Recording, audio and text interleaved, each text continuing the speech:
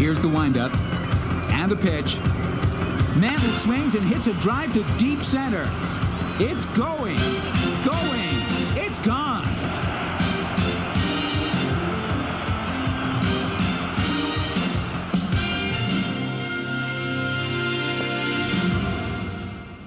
Hi, I'm Mickey Mantle.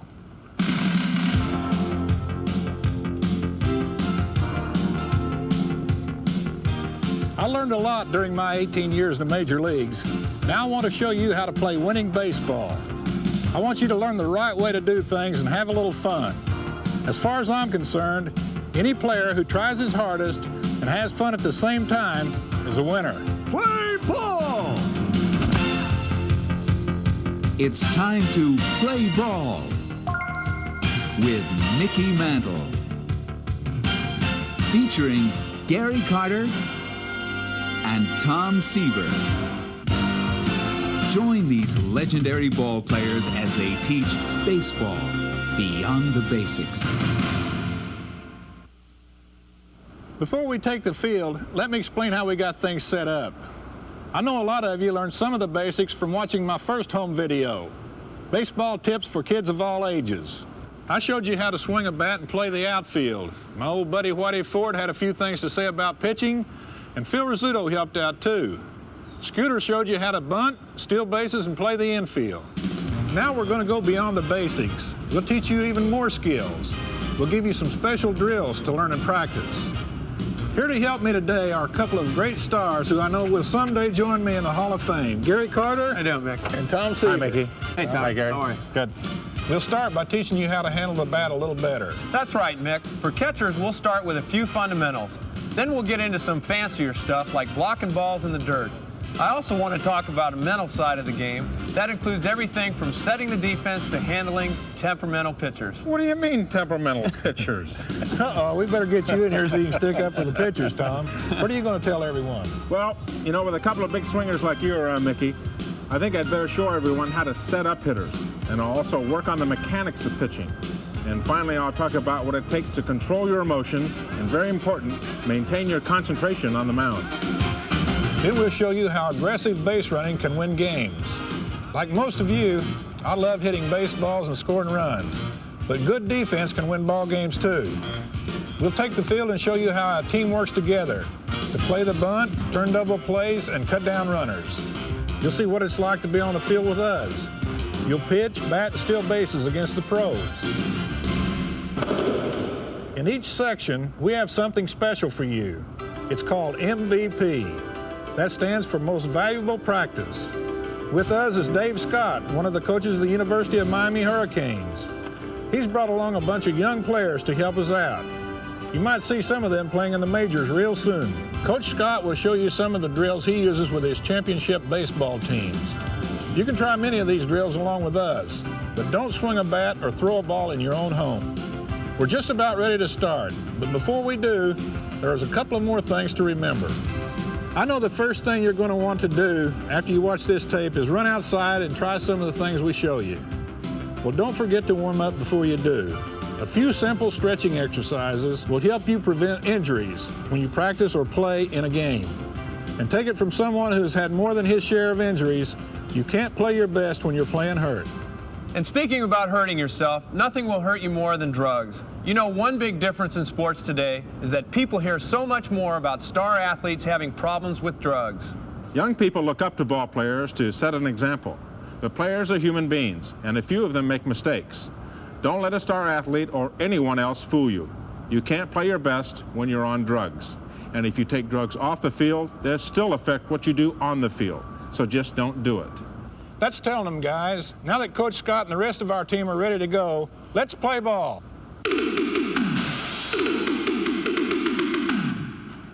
It doesn't matter whether you're a little guy looking for singles or a slugger swinging for the fences.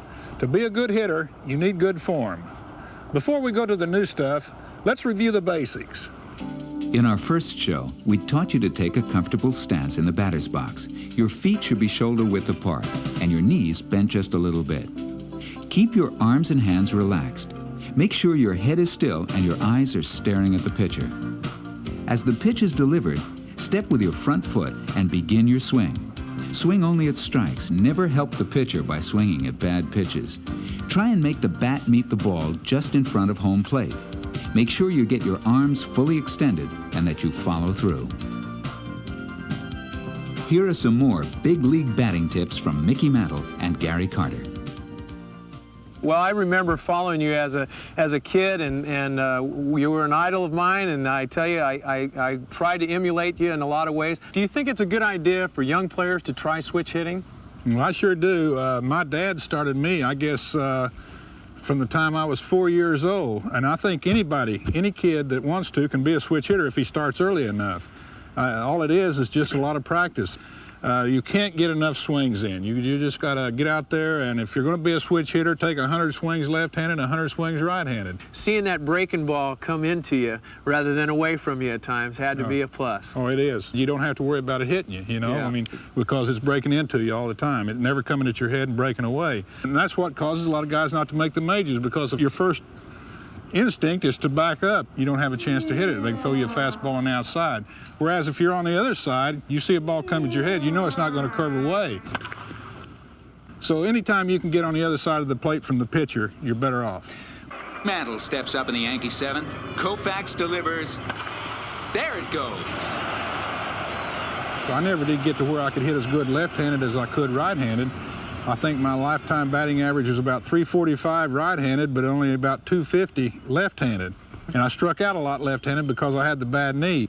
If a pitcher would throw me a good fastball on the inside, when I put my weight on my front foot, this was my bad leg, it would make me go like this, and I would uppercut, and that's the reason you strike out so much. Right. Hitting right-handed, I had the weight on this back foot, and when they threw the ball, I could hit down on it like this. Right. If you're swinging level or down, you've got like that much room to hit the ball in. If you're uppercutting, if your bat's coming up, the ball's coming this way, there's only one spot that you can hit the ball, and that's the reason you strike out so much. So the thing you want to try to do is to keep that bat over the ball and swinging down on it.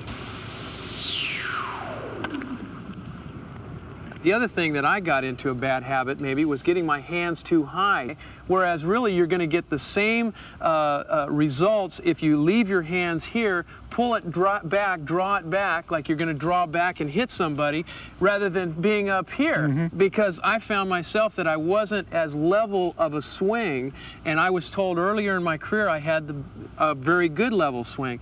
And it's amazing the little bad habits that people can get into. I like one thing you just said, when you draw it back. That was one of the things that I used to try to do all the time. Just as the pitcher was ready to release the ball, I would put all my weight on my back, and that's really like cocking a gun, you know? Right. You just get cocked, ready to go. And then when he throws the ball, you just take a little stride and keep your balance, and then you're right there. And you're hitting off of this back foot. Don't ever take that foot off the ground until after you've swung. Did you ever try to move back with the pitcher in his motion and kind of key on his delivery? I would be timing him. That's the way I timed a pitcher. When he started throwing the ball, I would start going like this, and by the time he released it, I was ready to go right at him, yeah. Because I find myself sometimes where I'm already out there because I've cocked and I've already started to stride, and now it's all become arms and upper body rather than having the power which produces so many home runs and all from your legs and the lower part of your body. There's a lot of times that obviously the great home run hitters of all time have got that power that comes from the legs. Yeah, you don't have to be that big to hit the ball a long ways. It's timing. It really is. And I've always said that if your belt buckle is facing the pitcher when you get through swinging, you've had a good swing. What I'm talking about is when you go through, your belt buckle should be looking right at the pitcher. For some of the young kids that are listening in, do you think that in the long run that it would be beneficial to them to choke up a little bit, to have a little bit better balance with the bat as well as a little bit better control with the bat? I'm sure it would. If I had a team, I would tell them to try to make contact more. You know, that's striking out that many times. Casey used to get mad at me. I could hear him from the dugout, "Butcher boy." That means like hit down. He said every time I swung the ball, I was trying to hit it over the roof, you know. Right. And there was a lot of times when there was guys in scoring position, I was still trying to hit it over the roof, where if I would have choked up a little bit and just tried to make contact, sometimes when I was just trying to make contact, I could hit the ball just as far as I did when I was trying to hit it over the roof. We had a bunch of young guys when I came up in 1975, and Duke Snyder was our hitting instructor that year, and he got us to work on using the bat, utilizing it, not just swinging for the fences or anything, but he really had us work at the angles of the bat. To hit and run or bunt the guy over, this is the way the team was set up. I think one of the prettiest plays in baseball is a hit and run. When you see a guy break for second base and see that hitter hit a line drive right by where the second baseman was standing, I think that's one of the prettiest plays in baseball. It really is, Mick, and especially since it seems like the whole field is moving, and the runner takes off, the second baseman goes, and you got this wide open area over there, and it takes technique. You key on the runner. Once you see him take off, then basically it's the angle of the bat. The balls that would be thrown away, I would just try to angle the bat, cut down on my swing a little bit, and just try and hit down on the ball and drive the ball. If it's inside on you a little bit, you then would try to open up and then pull it, and all your main purpose is to make contact and get the runner to his base of destination. Just trying to get that movement out there and hitting down into the ball to just get the grounder. Sometimes, a lot of the time, it'll turn out to be a sweet line drive.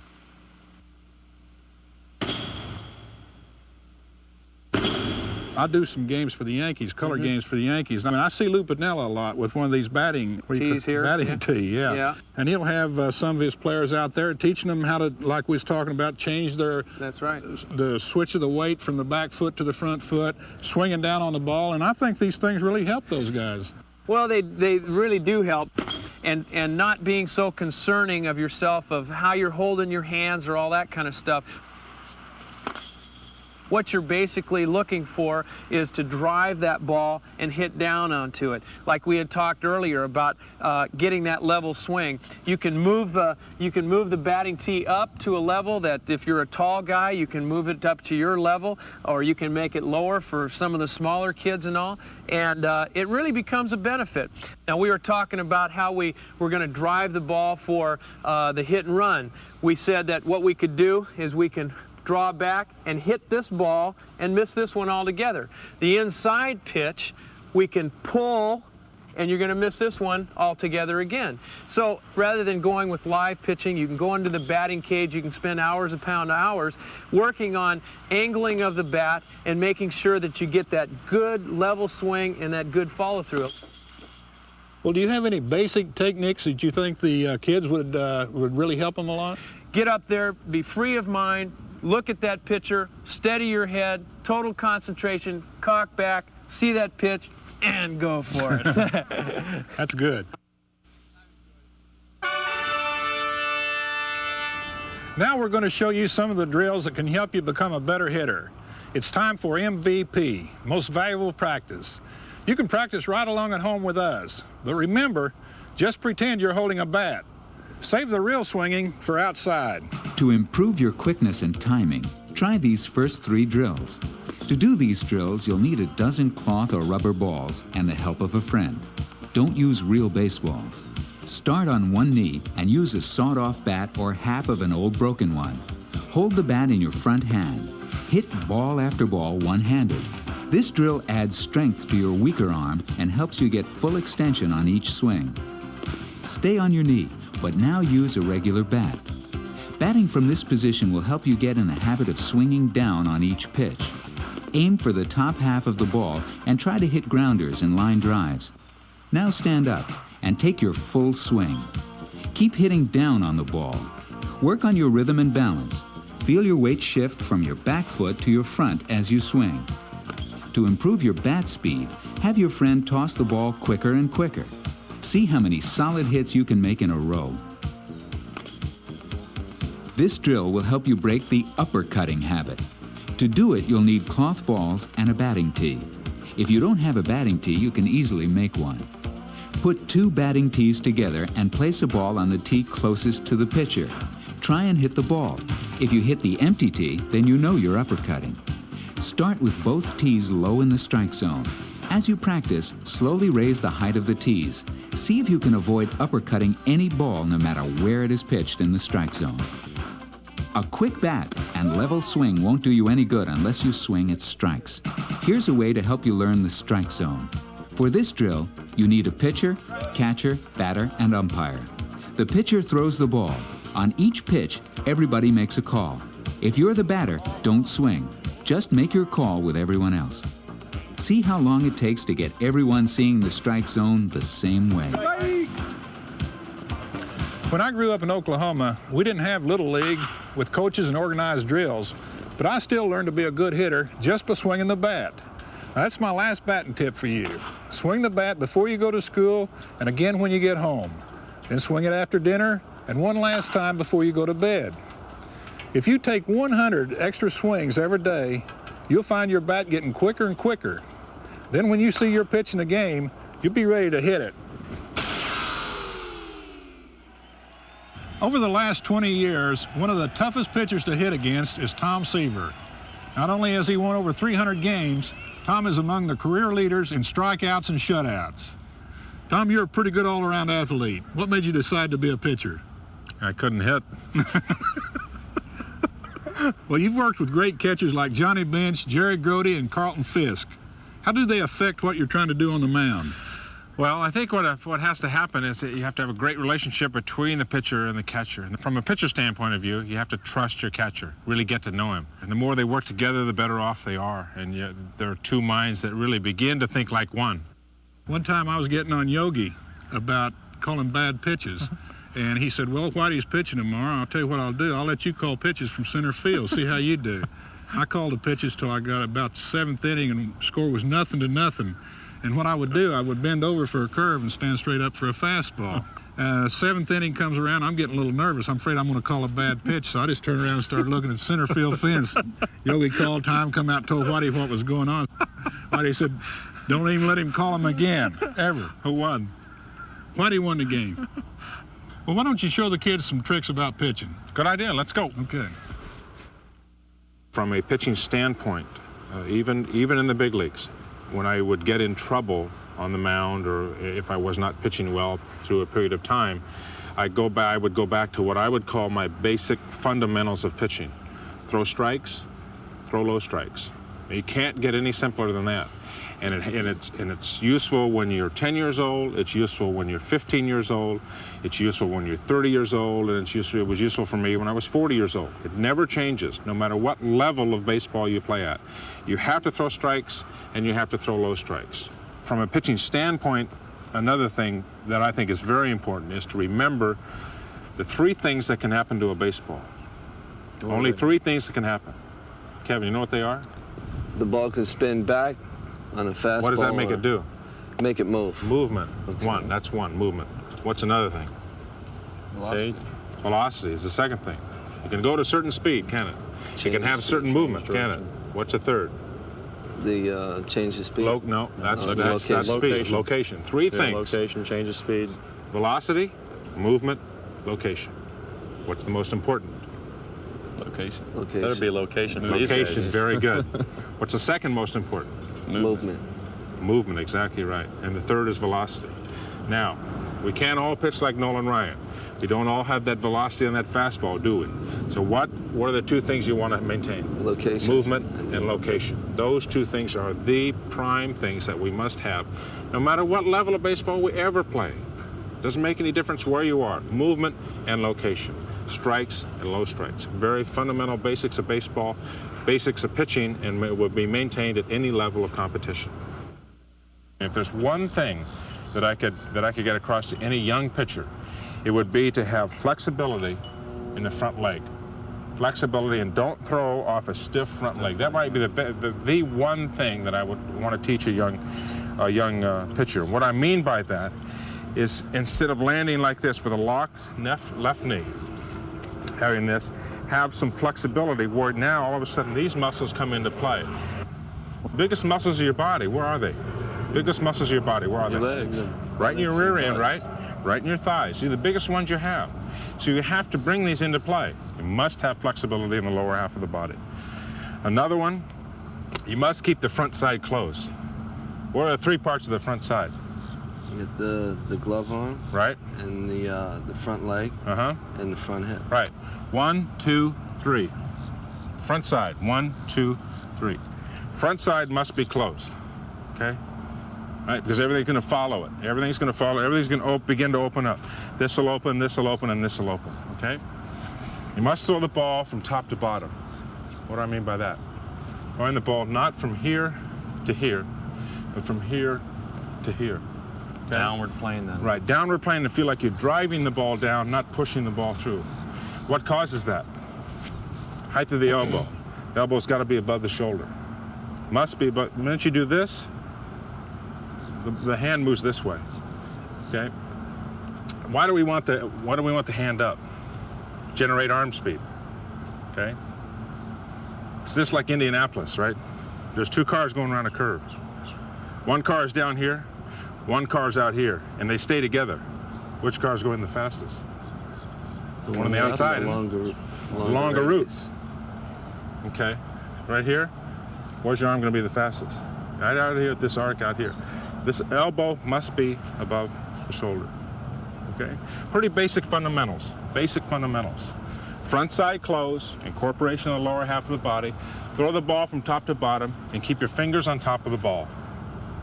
Don't get your fingers on the side. Be it a fastball, 4-seam fastball, 2-seam fastball, the slider, the curveball, fingers are still on top of the ball. Still on top of the ball.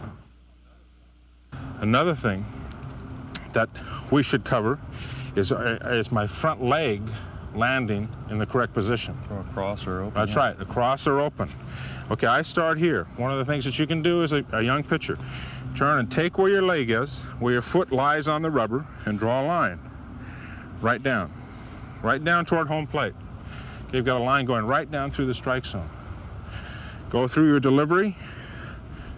Where do you end up? Just Somewhere right on it. it. Should be right on it or just to the left. Just to the left. That's ideal. You know, over here might be a little bit too much open, right? Think of it this way. Anytime you're going to do something, you want your feet below your hips, right? You don't want them outside. You want to maintain balance down here. All of a sudden, if you get across your body, right, you got a chance to get the ball way up or way down. And if I throw like this a lot, boom, I throw, where am I going to put a tremendous amount of strain on my body? On your shoulder. Right there, right? What's going to be doing all the work? Right here. Shoulder. This doing any work? Or is this blocking my energy? Blocking So your it's energy. taking all your Over energy here, off open the this plate. baby up. Let's open it up where you can look at the muscle. Look at all the power we have in here. Use it. You want to use this. Another thing I used to do was in my room, I'd go in and get a pair of running shorts, and I'd move the beds to the side and take the mirror off the wall and put it down, and I would practice my delivery and watch my delivery in the mirror. I don't know if you ever did it as a No, kid. as a kid, we had a hallway and had a full-length mirror down at the end of the hallway, and I put a piece of tape down as my pitching rubber. And from what I'd watch the Saturday game of the week and everything, I'd go and I'd emulate those pitchers that I followed. I'd practice, stepping back, the rock, the pivot, swivel. Good way sit. to understand the mechanics of pitching. How this part works, how this part works, how that works, how this works, how the arm works, how the delivery. Watch yourself pitch. You know, take a mirror down, find a place, and just shadow pitch. Go through and shadow pitch. See how the body works and do it. I used to do it for an hour at times, I trying had to great study. games. I had great games. I had no hitters. Yeah. Yeah, no hitters. Every time was a no hitter. What changes for you when you change from the wind-up now to the stretch and holding runners on? Well, actually only the start changes, Dave, because you get to the same position. If you look, I'll go through the start of the windup. On top of the pivot leg, delivery here. Same position, isn't it? This is the same as this, isn't it? Get into the same position, which is just prior to delivery of the baseball. I'm getting in the same spot. I'm just getting there in a little different manner, that's all. So the delivery is the same. Yeah, I found it easier to throw from the stretch because everything was simpler. Much less movement. Right. Fewer things that can go wrong, right? Never lost velocity because I got to the same spot, right? All this is getting ready to drive the ball that way. All this wind-up has nothing to do with power. Has nothing to do with the delivery of the pitch. It's simply to get to this position. This is simply to get to this position where you can drive the ball. Movement on the baseball is experimentation. My hand is that big. How big is your hand? I have pretty big mitts. You got a pretty big hand, right? Big paws, Huh? yeah. Every hand is going to lay on the baseball differently, right? You're going to have a different amount of skin that you can get on there, a different amount of the ball that you can hold. You're going to have different release points. For me, when I came up to the big leagues, I was essentially a sinker ball pitcher, would hold the ball with the seams this way. And I developed where I could throw the ball hard, then I turned and would throw a four-seam fastball with the thumb on the seam, causing some friction on the backside, right? And the ball released this way. The slider, I hold my slider this way, inside the seam. Inside and along this long seam here. That way, okay? And I have a thumb on the seam on the bottom. Do you have anything you do with your kids at Miami to help them? Just to show something here, just take a baseball, Right. colored stripe on it, so that you can show the four-seam rotation. And then as you throw it back and forth with your partner, and you ought to be able to see, keeping your fingers behind the ball all the time, that you'll get that four-seam rotation. It should be a pretty solid rotation. stripe That's right. all the way through, as opposed to maybe rotating, Which different would cause you to direction. see a wobble, Right. a wobbling stripe. That's a good teaching tool for young kids, no question about it. Pitch selection is homework. Pitch selection is game plan. And I can give you a short story about how it works. When I went for my 300th victory in Yankee Stadium, 5 days earlier I had pitched against the Boston Red Sox, and my family was with me, and we got in the car and we drove back to my home in Connecticut. And it's about a 3-hour drive, and I knew that in 5 days I'd be pitching for number 300. And I thought about, what was I going to do in that game? What was I going to use? How am I going to pitch? What's going to be important? Who am I going to have to get out? Well, you got Dave Winfield in the middle of that lineup. And I said, somewhere he's going to come up in a game situation. Somewhere he's going to come up and he's going to be able to beat me. So how am I going to get him out?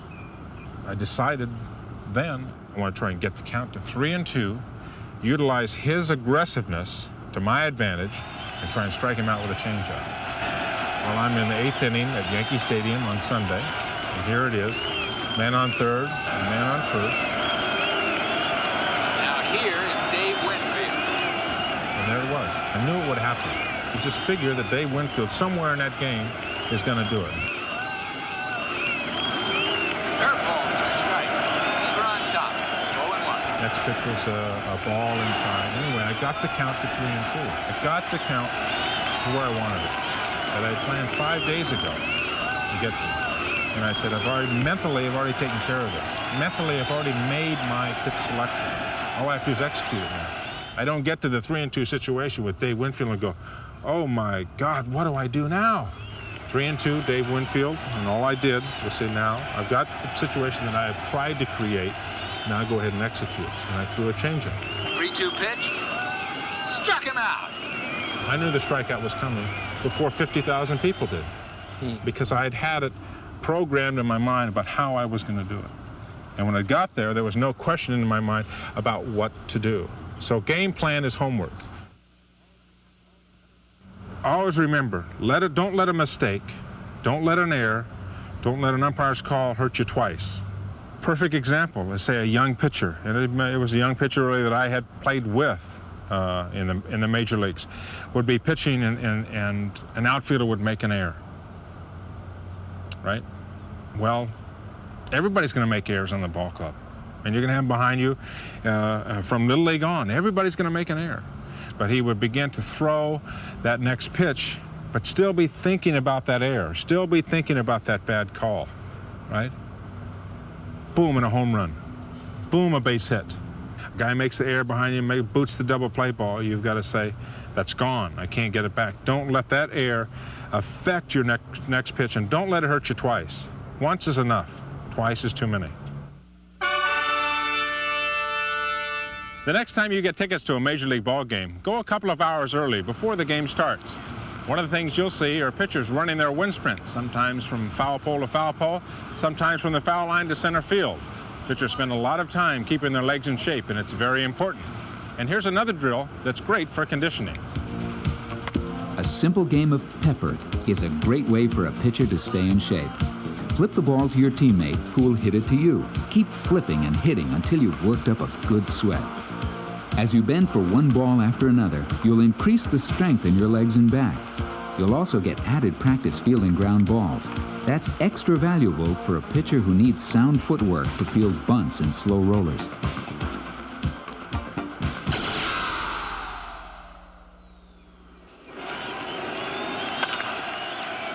Base hit in the hole. Now they're going to wave Rice in. Mookie to Carter. He's out at the plate. Take a look at any great baseball team and you'll usually find a great catcher. He's the backbone of the defense. He's the pitcher's best friend. He's also the guy who takes charge of the action around home plate. When I was a kid, if you was a really good ball player, they'd put you on shortstop or center field. How'd you end up behind the plate, Gary? Well, actually, Mick, I was a shortstop and a pitcher when I was growing up, but then finally in high school, there were some scouts that started coming around the school, and they kind of advised me that maybe I could be a big league catcher someday. So they talked to my coach, and we agreed upon it, and found myself lucky enough to go back with the tools of ignorance and became a catcher. Which catchers did you watch when you was growing up? For my style of play, a one-handed catcher and the kind of power-hitting catcher that Johnny Bench was, if there was one guy that I'd like to have compared myself to, it would be him. Well, you've done just about as good as he has. Thank you, Mick. I appreciate that. Gary, why don't you show us some of your secrets behind the plate? Hey, okay, Mick, I'd be happy to. Okay. All right. I figure that one way to explain in setting up for yourself behind the plate is, again, to get a comfortable position. One that you're going to feel relaxed back there and that you're not too tight, because the more relaxed you are in giving your signs, the more relaxed your pitcher is going to be out there on the mound.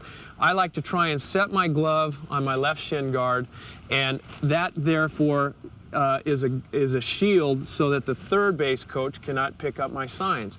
Again, you want to close your right shin guard in a little bit more so the first base coach cannot pick up your signs. You don't want to put your signs down too low, and you don't want to put them up too high that maybe somebody else could pick them up.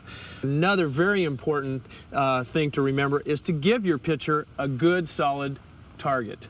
If you're comfortable back there and relaxed, and when you get set up and give him that good solid target, he's got an area to throw to. Then as you're moving around, if you want to go outside, you wait till the end.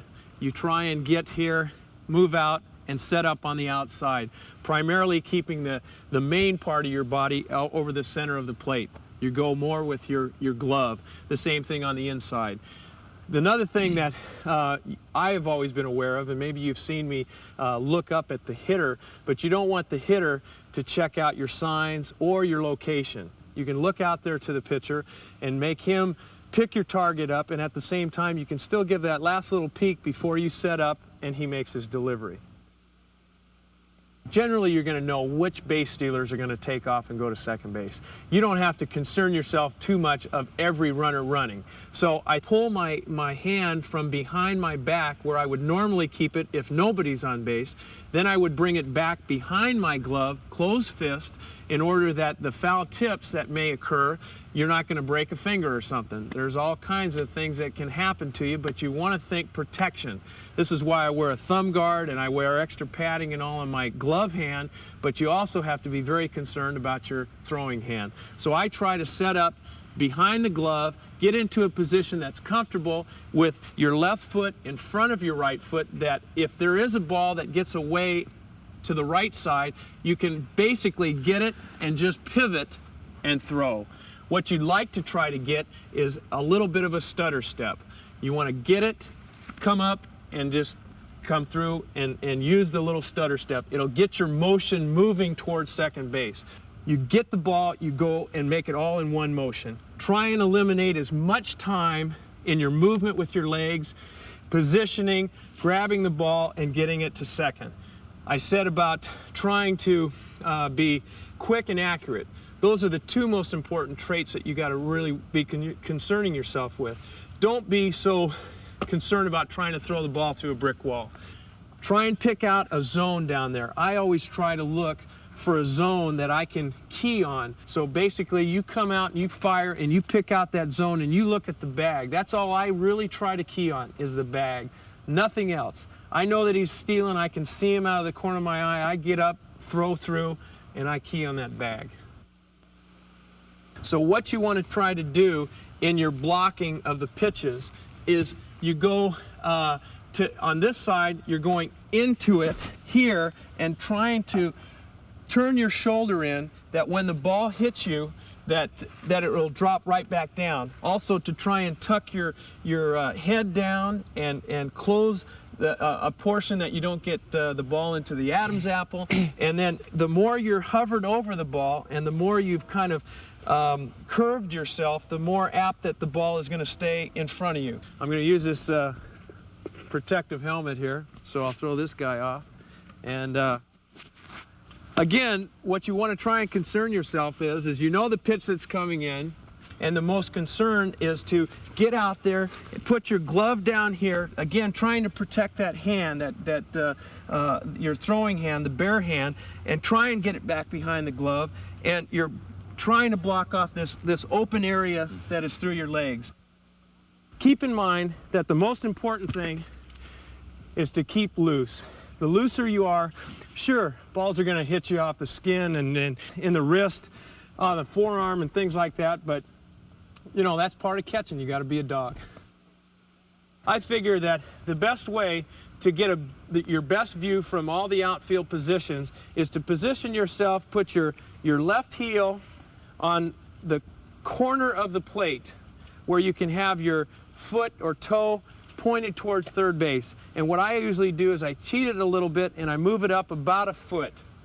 That way I'm not giving him much of that plate. All I'm generally giving him is about the outside part. So I usually try to go like this because I can receive that ball from left field, I can receive it from center field, I can receive it from right, and I can move around and pivot. But this thing's locked in there, and if that guy comes barreling down, that's all he's going to get is the left shin guard. He's not going to get anything else. You stand this way and receive the ball, well, this knee is going to go about over there by the dugout. So you want to make sure that you protect yourself this way. This is where you got to, it's all guts, baby. And when that guy's coming in, you want to make sure that you dig your nose in there, and you have to almost simultaneously catch the ball and go down and block the plate at the same time. If the guy knocks you over, that's a part of it. I've had many collisions at home plate.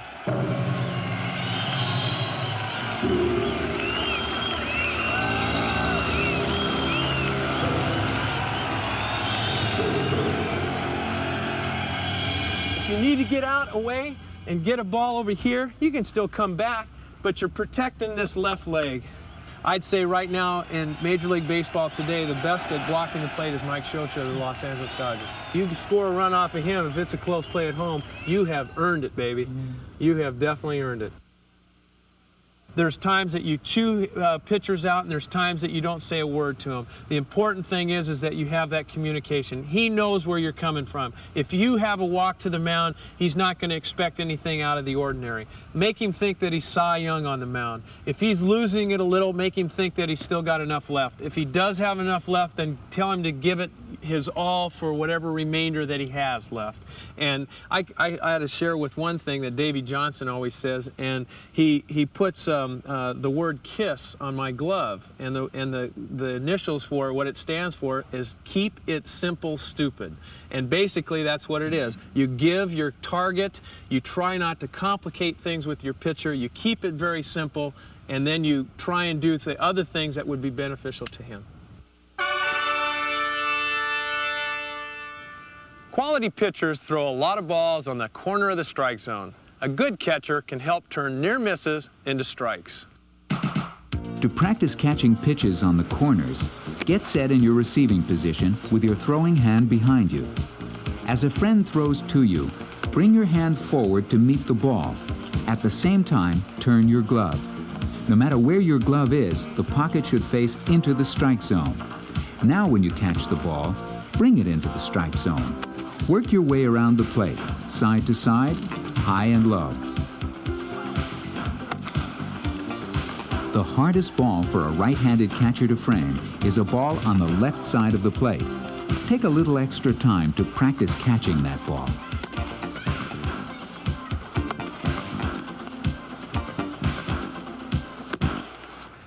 There's really no secret to becoming a good catcher. You need to work hard to develop your skills, and you need to be a leader. Don't be afraid to take charge of the action on the field. It will help your whole team play better. To be a good base runner, concentration comes into play again. The first thing you do when you get on first base, you look at your third base coach to see what the sign is. Is it a bunt? Is it a hit and run? Are you stealing? The second thing you do, you look at the outfield. Your right fielder, your center fielder, and your left fielder. You want to know exactly where they're playing and what kind of arms they have. If a line drive is hit and you know where they're at, you don't have to look to see if they're going to catch it. You can just duck your head and take off for third. Now we're going to talk about some more basics. In our last show, Mickey told you to take a 3.5-step lead. Shuffle off first base without crossing your legs or taking your eyes off the pitcher. When you're running to second, peek to see where the ball is hit. If it's going to be close and you need to slide, start about 8 feet from the base. Just bend your leg and tuck it under you. When your foot hits the bag, pop up quickly and be ready to run in case of an overthrow. Here is Coach Scott with some more tips on taking a lead. Once you're safe at first base, what are some of the things that you're going to do as a base runner to get yourself in frame of mind to steal a base or just do the proper base running? If I'm the leadoff runner, I'm going to try and get the biggest lead that I can to try and draw a throw so I can help my teammates out so they can see what kind of move the pitcher has. Let's go over the lead. We're going to use that 3.5 shuffle step lead. Why don't you show that right now? Okay. Okay, don't cross your feet.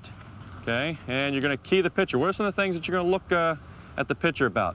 Okay, one of the things would be his right heel if he's a right-handed pitcher. Okay. If you see it lift up, you know he's going to come to first base. All right, so if he's coming to first base, you key the right heel. If he lifts that heel up, he's coming to first base. You know you can come back.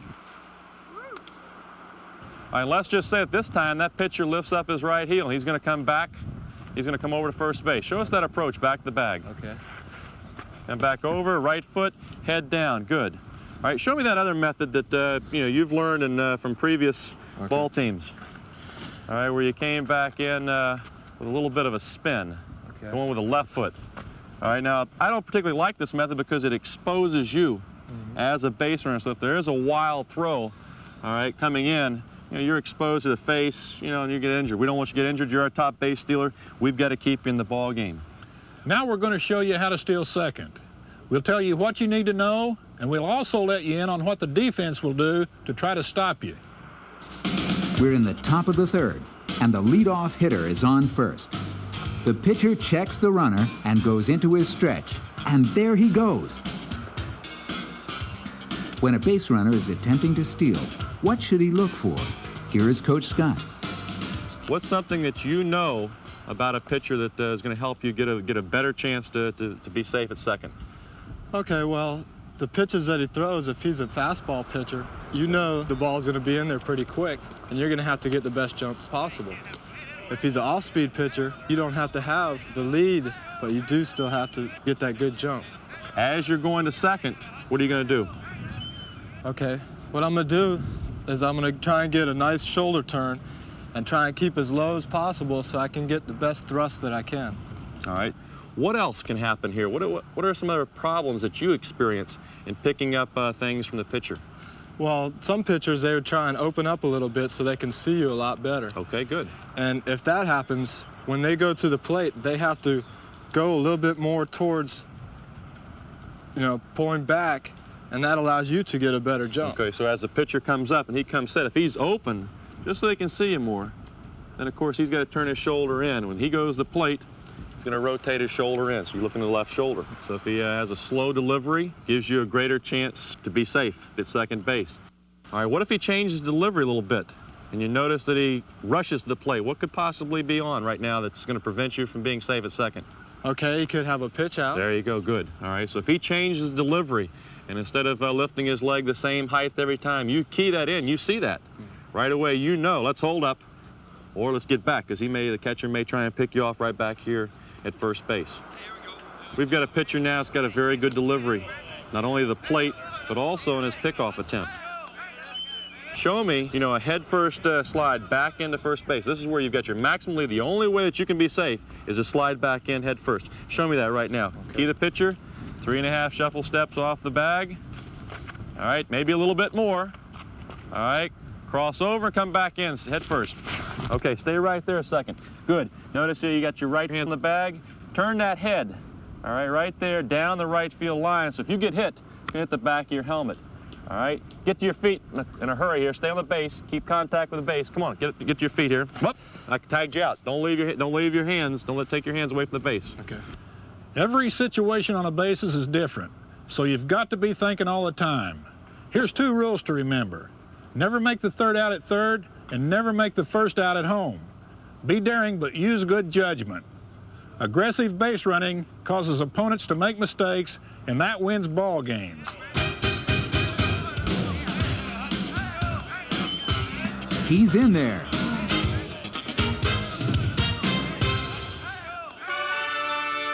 Speed is one of the greatest advantages a ball player can have. It'll help you win games running the bases and playing defense. You may not be the fastest runner, but you can still do things to increase your natural speed. Form running drills are designed to increase your speed by improving your balance and footwork. Start by running 25 yards in a straight line. Pump your arms, but make sure your elbows stay close to your body. Keep your knees up and your toes pointed straight ahead.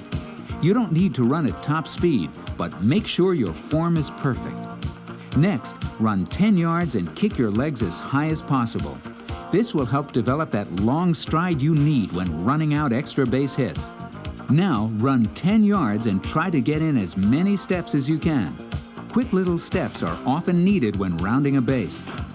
Finally, try skipping those same 10 yards. Skipping will improve your agility when running on the bases or in the field. Do each of these drills twice in a row as part of your daily warm-up. One of the best base runners I ever played with was Roger Maris. When you think about Roger, you think about home runs. But he was one of the best all-around baseball players I ever played with, especially base running.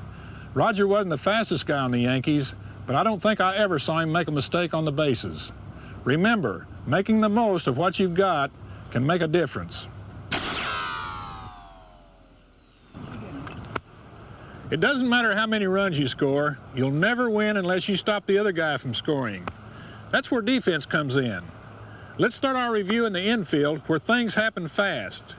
In our first home video, you learn to set yourself on every pitch with your knees bent and your hands relaxed. Move quickly to the ball. Get your glove down and catch the ball a little bit in front of you. Set yourself and make a quick and accurate throw. You won't be as busy if you're playing in the outfield, but you better be ready. Get set in the outfield with one foot slightly in front of the other. Be ready to break as soon as the ball is hit. Run on the balls of your feet to avoid bobbing your head and losing sight of the ball. Whenever possible, set yourself under the ball and catch it with 2 hands. Then make a low overhand throw to the infield. Here are some more pointers from the great Yankee center fielder. Is there anything that you could tell me that how an outfielder could really stay in the game while he's out there? I think probably one of the hardest things for me was concentrating on the game, especially like if you got Whitey Ford pitching, you know. I never will forget one time. It was going to be the first year that Whitey ever won 20 games. He'd already won 19 games, and the Yankees had already cinched the pennant, so there wasn't really a lot to play for except to win the 20th game for him. And he was just sailing along real smooth. He had like a 2 or 3 hitter, and I was just standing around looking around up in the stands, you know, and sunning myself. All of a sudden, somebody hit a pop fly with a man on second into center field, and I wasn't ready. And by the time I got there, it just barely hit on the tip of my glove and fell off. And it's probably one of the most embarrassing things that ever happened to me, and it was because I wasn't concentrating. If you really concentrate and know what you're going to do before the ball's hit to you, you won't have any trouble, you know. But if you let your mind wander and you're having a bad day and you're thinking, oh, gee, I'm 0 for 4 already, you know, and you're thinking about your batting average instead of doing your job in the outfield, then you're in trouble. Mick, I'm an outfielder, and sometimes I have trouble with the sun. Can you give me any tips on it? I wasn't too good at that either. In fact, the first time I came up as a shortstop, and Casey changed me to the outfield because I'd made like 77 errors in the minor leagues. But Casey used to think you can get in your position to start and hold your hand here on the sunglasses. Just as soon as the ball's hit, flick them down. Well, the first time I did that, I got hit right in the nose with a line drive because I never did pick the ball up. If it's a high fly, you let the ball get to where it's going, and then you put your sunglasses down when it gets in the sun. And if you have time, you could like take 2 or 3 steps this way, and when you come to catch the ball, you won't be looking straight into the sun. You'd be looking over to the side of it. Players don't win baseball games, teams do. Now we're going to show you some teamwork in action. Here we are in the top of the 7th. Nobody out, and the go-ahead run is on first. The pitcher goes into the stretch. The batter squares around and bunts. If you were the pitcher, what would you do?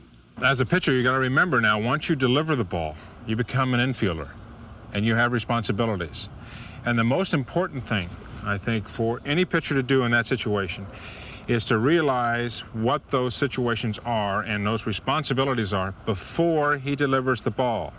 Not to have the ball hit back to you and say, oh my God, what do I do now? To know that if there's a runner on first base and there's one out in a situation that calls for the bunt, that your footwork has to be good and you're going to try and get the runner. I know that I'm no longer just a pitcher. I'm another integral part of that baseball team, and I have other responsibilities other than just throwing the baseball. And what should the catcher be thinking about? You have to know about the situation. You have to know the runner at first base. If the fielder fields it, then throws to second base, does he have enough time? If not, make sure of one out. Don't try and get yourself into a hole where you're putting 2 runners on then. If you can't get the speedster at second base, go to first base and make sure and get the 1 out. Remember, if you're the pitcher, once you release the ball, you have responsibilities as an infielder.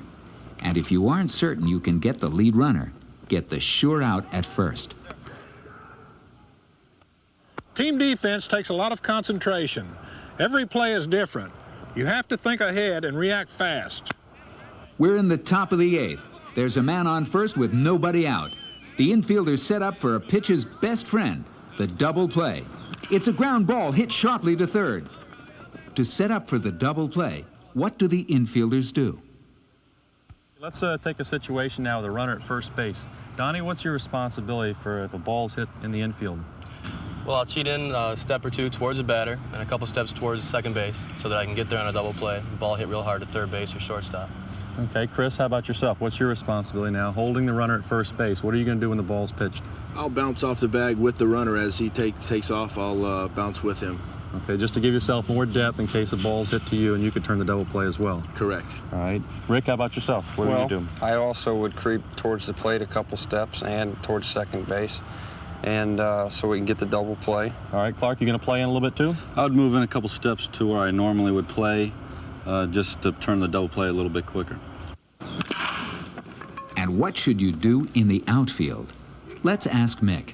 If you've got, say, a runner at first base and the ball hit to the third baseman, he's going to turn the double play 5 to 4 to 3.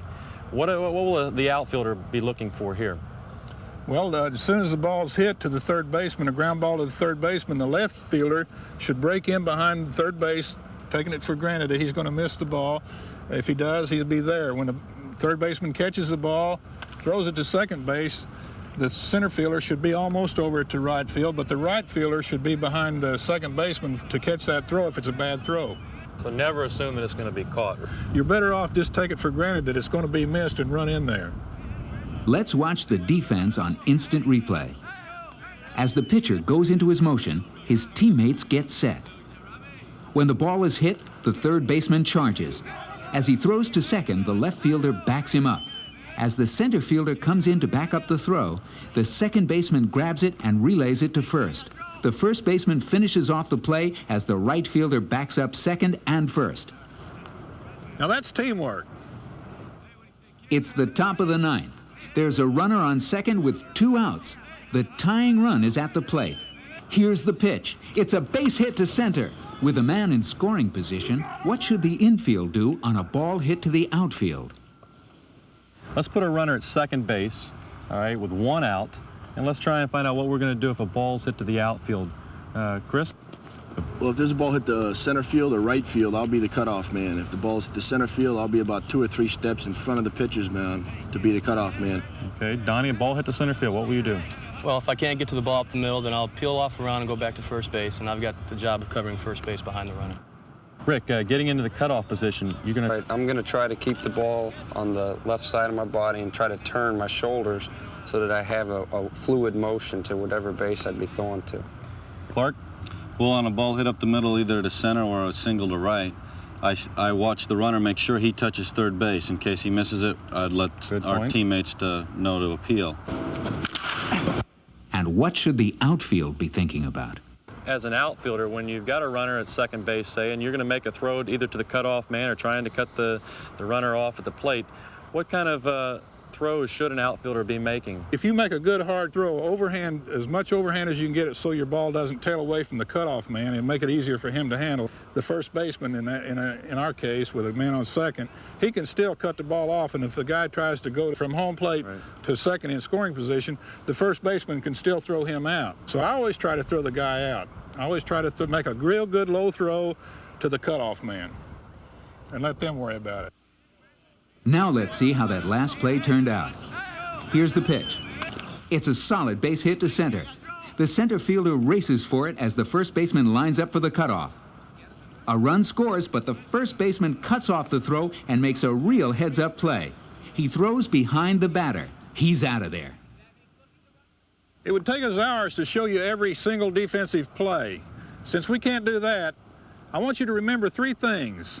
Always think ahead, talk over defense with your teammates, and always be mentally ready to react the second the ball is pitched. Now we're going to show you a whole bunch of drills that will make you a better fielder. So grab your glove and pretend you're practicing right along with us. All fielders need soft hands to grab ground balls without booting them. If you're having trouble catching grounders, practice fielding without a glove. Start by rolling the ball back and forth. Notice how the players bring the ball toward their bodies. Once you're on a roll, switch to short hops. Concentrate on keeping your head down and watching the ball as it goes into your hands. See how many short hops you can catch without making a bobble. Pickups are a great way to build up the strength of your legs. A player holding a pair of baseballs kneels in front of you. He rolls one, then the other. You shuffle back and forth, picking them up and returning them. Pickups are very tiring, so start slowly. See if you can do about 25. As your endurance improves, try and do more. Some big leaguers do over 100 pickups at a time. This drill is great for infielders who must handle tricky pivots around second base. Use it to develop quick hands and good balance. You and a friend circle each other, flipping the ball back and forth. You must pluck the ball out of the air and anticipate where your partner will be on the return throw. Once you've got the hang of it, reverse your direction and do some more. The shuffle drill is used by football linebackers who must react to the moves of a nifty halfback. You can use the same drill to increase your fielding range. Place 2 balls on the ground about 10 feet apart. Get set in the middle. When someone shouts, "Go," see how many times you can shuffle back and forth in 10 seconds. Practice this drill every day. A good fielder needs an accurate arm. These drills will help you throw the ball better from any position on the field. Begin on your knees about 10 feet apart. Hold the ball firmly in your fingers and flip it with a snap of your wrist. Hold your arm so that your wrist does all the work. Now move about 30 feet apart. Stay on your knees. Throw with an easy, fluid motion. Be sure to snap your wrist and follow through. Stand up and continue your game of catch. Keep those throws accurate. After each throw, take a step backwards. Keep this up until you're about 150 feet apart. This will help you build up arm strength for those throws from the outfield. I've got one last piece of advice for you when you practice. It doesn't matter whether you're a shortstop or a right fielder. Try these drills. A good young player should improve all his skills. Then you'll be ready to play wherever your team needs you.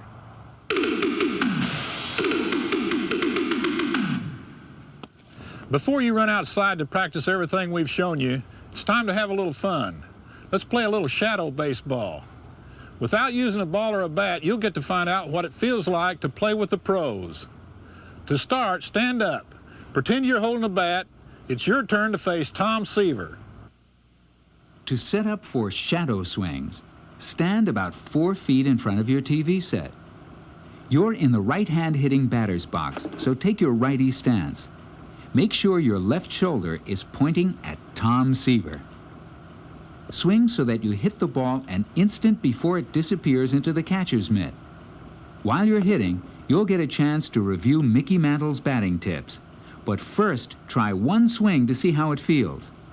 Here's the wind-up and the pitch. Now keep your head down and your eyes staring at Seaver. Try and see the ball as soon as possible and keep watching it as you swing.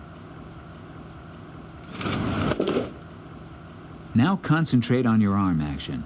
As you swing, make sure your arms are extended and that you follow through. Now try the same thing again and concentrate on keeping your swing level. Remember, try and hit the top half of the ball. See if your belt buckle points at Seaver after you finish. Now let's get your whole body into action. As you swing, feel the weight shift from your back leg to your front one. Now let's finish with your footwork. Make sure you take a small step with your front foot. This will help you time the pitch.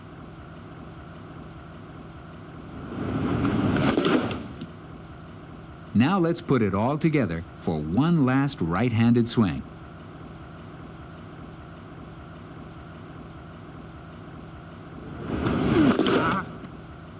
You hung in there pretty well for a right-handed hitter.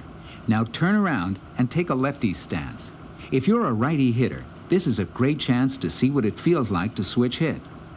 Remember what Mickey said, it's never too late to try switch hitting.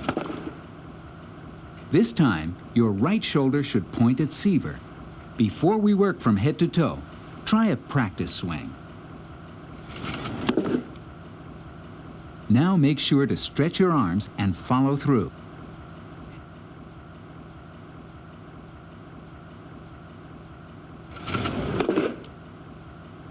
Now keep your head still and watch the ball from the moment Seaver pitches until you hit it.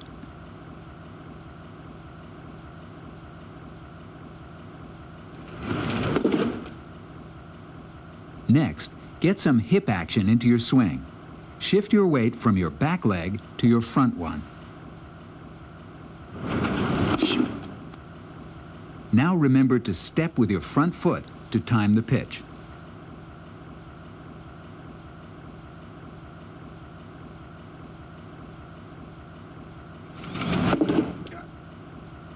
Do it again and make sure you hit the top half of the ball.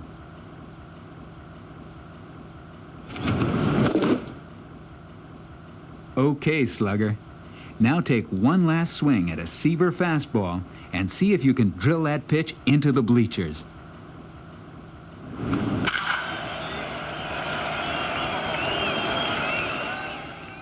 Now you're the runner on first base. Can you get a jump that's good enough to steal second?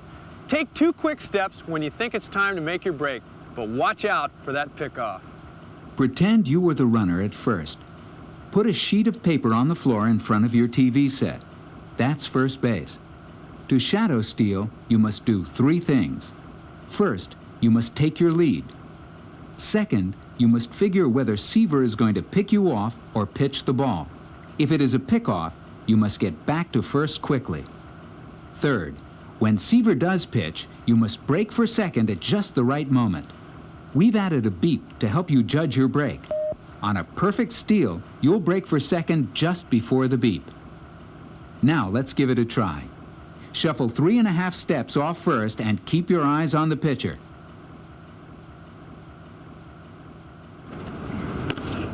Did you scramble back to first?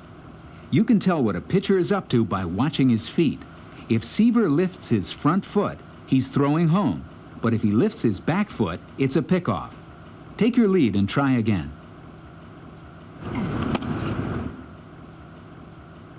The more Seaver throws, the easier it will be to read his pickoff move. Take your lead again.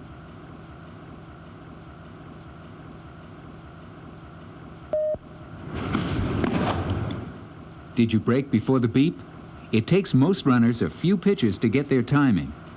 So take another lead and keep watching Seaver's footwork.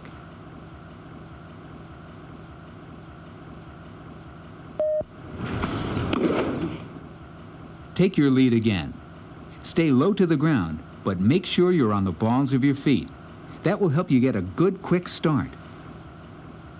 Tom is taking his time.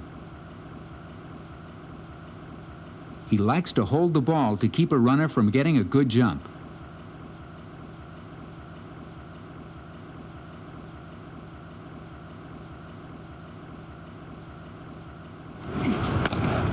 Did you get back in time?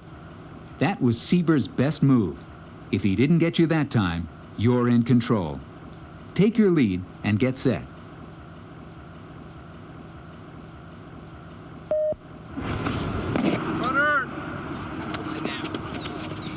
Safe. You're doing pretty good so far. Now grab your glove and go out on the mound. And let's see if you can throw the ball past Gary Carter. To shadow pitch, stand a few feet in front of your television. Watch the catcher. He'll get set to catch the ball. That's when you get set to pitch. And remember, just pretend you're throwing a ball. To help your timing, you will hear 4 beeps. This will be the key to your pitching motion. Here's what you do. Begin your motion. Now let's try one practice pitch. Begin your motion.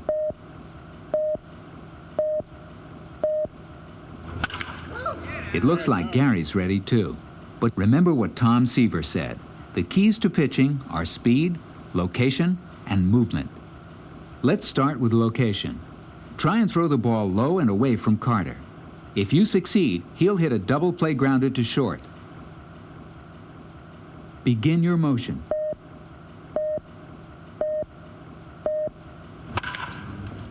Now let's work on speed. Get set to rear back and throw the ball as hard as you can. Grip the ball on 2 seams the way Tom Seaver showed you. Begin your motion. Nice pitch, but a slugger like Gary Carter won't miss that pitch very often. So change your grip on the ball for better movement. Hold the ball on 4 seams to make your fastball rise. Begin your motion. A harmless pop-up to the infield. It looks like you've got your good stuff today. So let's see if you can set up Gary Carter and strike him out. Begin by throwing a slow curve low and away. Against a slugger like Carter, this is the safest pitch you can throw. Begin your motion. Ball 1. Carter is looking for an inside strike to hit. See if you can nick the outside corner with the next pitch. Get ready.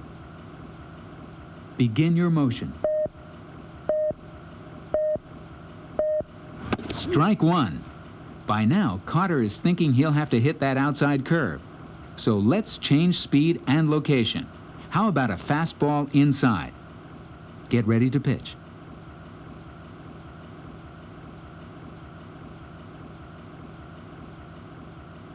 Begin your motion. Strike 2. Now you're in the driver's seat. It's time to go for broke. You've been saving your slider for just the right moment. This is it. Begin your motion. Struck him out. Hey, I'll get you next time.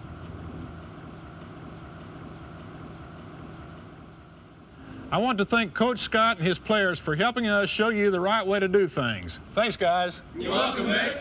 And a special thanks to Tom Seaver and Gary Carter. Well, it's been great being here, Mick. And as a kid, I always had a dream about playing against you. It has been fun, Mickey. You know, one thing I wished I'd been able to do is pitch against you with a game on the line.